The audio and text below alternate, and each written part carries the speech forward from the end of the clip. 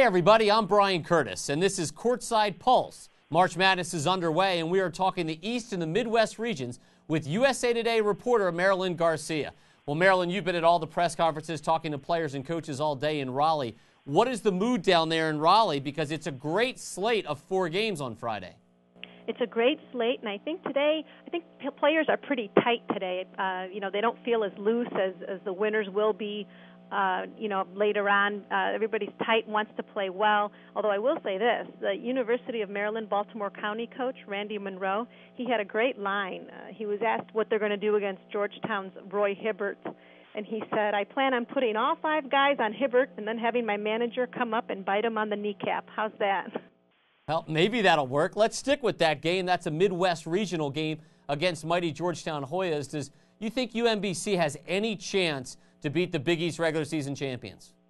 No, I don't. I'm not trying to put down UMBC, but they've had a wonderful season. And I think, they can look at a team like Vermont, who in 2005 upset, Big East power Syracuse, but that's a long shot. And, Georgetown's been here, done that. They're just very calm, cool. And I think UMBC has an uphill battle, huge uphill battle. And Marlen, the other Midwest regional game that's taking place where you are in Raleigh, North Carolina is Gonzaga versus Davidson. Davidson didn't have to go too far. Gonzaga had to go a long distance. Do you think that makes any difference in what we're going to see on Friday? I don't think so. We'll see. Davidson's a small school, and I'm sure they will get support, in the arena, just being that they're trying to take a major step with their program. They're trying to be a Gonzaga. Gonzaga's been in the tournament like 10 straight years, and they've kind of set the gold standard for mid-majors, high mid-majors, or they don't even consider themselves mid-majors anymore.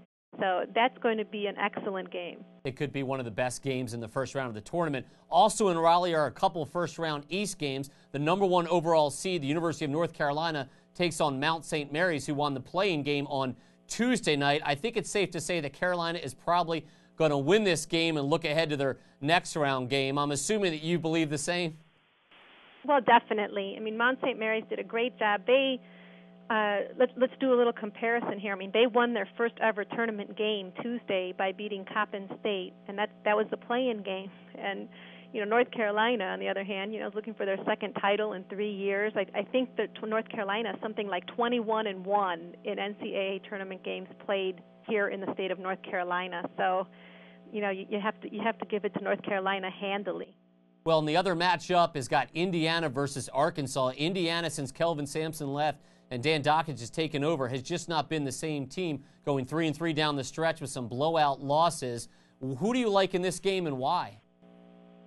I'm going to go with Arkansas just because I've seen Indiana in recent weeks, and they look depleted. They look drained. They look tired.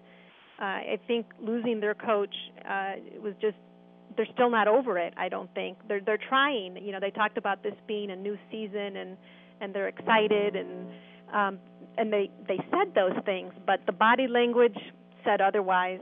Well, Marlen Garcia, a reporter for USA Today down in Raleigh, North Carolina, thanks so much for joining us. Enjoy the games on Friday. Well, that wraps up today's edition of Courtside Pulse. To learn more about CBS College Sports Network, log on to cbssports.com/getcollegesports.